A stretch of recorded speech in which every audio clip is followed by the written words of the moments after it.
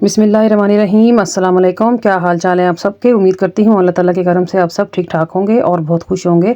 तो चलिए आज मैं आपके साथ शेयर करूँगी चीज़ पराठे की रेसिपी। डेली की रूटीन से हट के कुछ डिफरेंट खाने का मूड हो तो ये रेसिपी आप उस टाइम पे बनाएं, क्योंकि ये फटाफट से बन जाती है और ज़्यादा इंग्रेडिएंट्स भी नहीं चाहिए होते हैं। खाने में बहुत ही मज़ेदार है और बनाने में बहुत ही आसान है। चीज़ की वजह से ये पराठे बच्चों के बहुत फेवरेट होते हैं। आप बच्चों को ये पराठे लंच बॉक्स में भी बना के दे सकते हैं। तो चलिए मज़ेदार सी रेसिपी को बनाना शुरू करते हैं। तो इसके लिए मैंने लिया है 3 कप मैदा। आप भी अपनी ज़रूरत के हिसाब से मैदे को कम ज़्यादा कर सकते हैं। तो मैदे को मैं छान के ले रही हूँ। आप भी मैदे को छान के लिया करें। कोई घुटली वगैरह होती है तो वो निकल जाती है, या फिर कोई डस्ट के पार्टिकल्स होते हैं तो वो इसमें से रिमूव हो जाते हैं। तो चले जी, मैंने 3 कप मैदे को छान लिया है। तो अब मैं इसमें ऐड कर दूंगी नमक हाफ़ टी स्पून के बराबर, और हाफ़ कप मैं इसमें डाल रही हूँ घी। तो घी का इस्तेमाल ही कीजिएगा, आप भी ऑयल नहीं इस्तेमाल करना।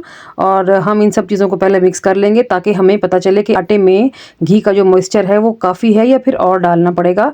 तो पहले मैं इसको मिक्स कर लूँगी अच्छी तरीके से। तो ये देखिए, ये हाथ में बंद हो रहा है, तो मतलब कि हमारे आटे में जो घी का मॉइस्चर है वो इनफ है।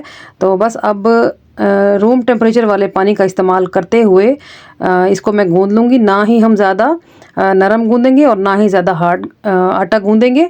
बिल्कुल नॉर्मल सा, जिस तरह हम घर में रोटी के लिए आटा गूंदते हैं। चलें जी, थोड़ा सा पानी इस्तेमाल हुआ है, तकरीबन पौना कप के बराबर, और मैंने आटे को समेट लिया है। और यहाँ पर आटे को रेस्ट देना ज़रूरी है। मैं आधे घंटे का रेस्ट दूंगी। तो थोड़ा सा घी मैं ऊपर से अप्लाई कर रही हूँ ताकि रेस्ट के दौरान ये ऊपर से सूखे नहीं। तो कवर लगा देंगे और आधे घंटे के बाद फिर देखते हैं। तो यहाँ पर टाइम पूरा हो चुका है।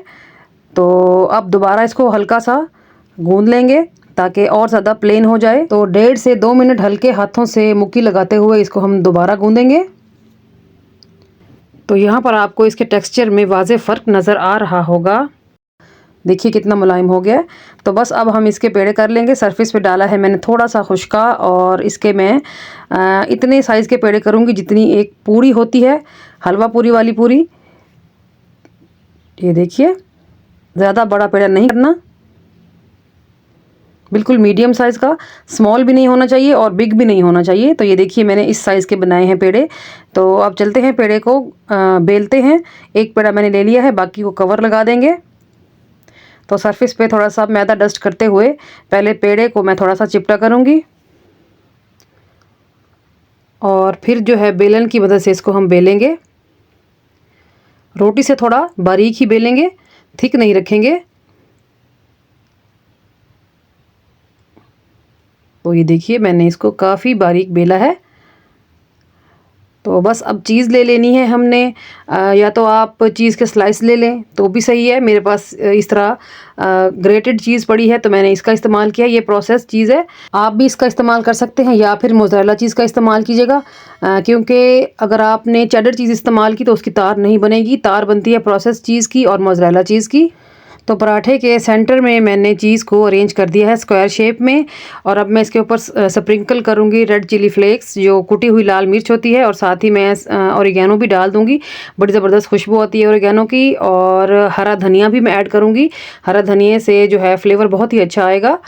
चलें जी, हरा धनिया डालने के बाद हम इसको बंद करेंगे। पराठे को बंद करते हुए आपने थोड़ा सा केयरफुली देखना है कि इसकी कोई भी साइड, कोई भी जगह खुली ना रहे, ताकि जब चीज़ मेल्ट हो तो वो पराठे से बाहर ना आए।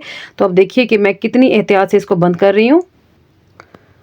चले जी, इस तरह हमारा चीज़ पराठे का एक पेड़ा हो गया है रेडी। तो थोड़ा सा खुश्का इस्तेमाल करते हुए मैं इसको हल्के हाथों से बेलूँगी। थोड़ा सा इसको बड़ा करेंगे, थोड़ा सा जेंटली प्रेस करेंगे। चलें जी, पेड़ा हमारा रेडी हो गया है। और अब हम इसको रेस्ट पे रखे बगैर ही डायरेक्ट तवे पे डाल देंगे पकने के लिए। घी ऐड नहीं किया, ना ही ऑयल, डायरेक्ट मैंने तवे पे इसको डाल दिया है। फ्लेम जो है वो मैंने लो टू मीडियम रखी हुई है। आप अगर तवे पे ना बनाना चाहें तो फिर आप पैन में भी बना सकते हैं, लेकिन पैन में मैं ज़रा खुल के पराठा नहीं बना सकती, तो इसलिए मैं तवे का इस्तेमाल करती हूँ। तो अब मैं इसको थोड़ा सा पकाने के बाद, जब ये कच्चा पका हुआ है ना, फिर मैं इसको एक साइड पे घी लगा रही हूँ। थोड़ा सा पका लेंगे एक साइड से, तो फिर फ्लिप करने के बाद दूसरी साइड से भी मैं घी अप्लाई कर दूंगी। और आप देखेंगे ये किस तरह फूल जाएगा, बिल्कुल गुब्बारे की तरह। और आप देखें कि कहीं से भी चीज़ बाहर नहीं आ रही, कहीं से भी लीक नहीं हो रहा हमारा पराठा। इतना ज़बरदस्त हमारा पराठा बन के रेडी हो रहा है माशाल्लाह से। बस आपने थोड़ा सा केयरफुली हैंडल करना है तो इंशाल्लाह ताला आपको भी ऐसे ही रिजल्ट मिलेंगे। तो बताइए मेरी आज की रेसिपी आपको कैसी लग रही है? उम्मीद करती हूँ अच्छी लग रही होगी। अगर अच्छी लग रही है ना तो वीडियो को लाइक ज़रूर करना है आपने और चैनल को सब्सक्राइब भी कर देना है। और अगर आप मेरी वीडियो पे, मेरे चैनल पे पहली बार तशरीफ़ लाए हैं तो मेरे चैनल को ज़रूर सब्सक्राइब करके जाना है, ताकि मेरी हर नई आने वाली वीडियो आपको टाइम पे मिल सके। तो इसके लिए मैं आपकी बहुत शुक्रगुज़ार रहूँगी। तो ये देखिए जी, हमारे पराठे जो है वो मज़ेदार से गुब्बारे की तरह फूलते जा रहे हैं और मैंने सारे बना के रेडी कर लिए हैं अल्हम्दुलिल्लाह। ये देखें, बग़ैर किसी मेहनत के, ना ही कोई सब्ज़ियाँ काटनी पड़ी, ना ही ज़्यादा झंझट बर्तनों का। तो फटाफट से हमने ये पराठे बना के रेडी कर लिए हैं। आप इसको एक बार घर पे ज़रूर ट्राई कीजिएगा। आपके घर में बच्चे बड़े सभी को बहुत ही पसंद आएंगे।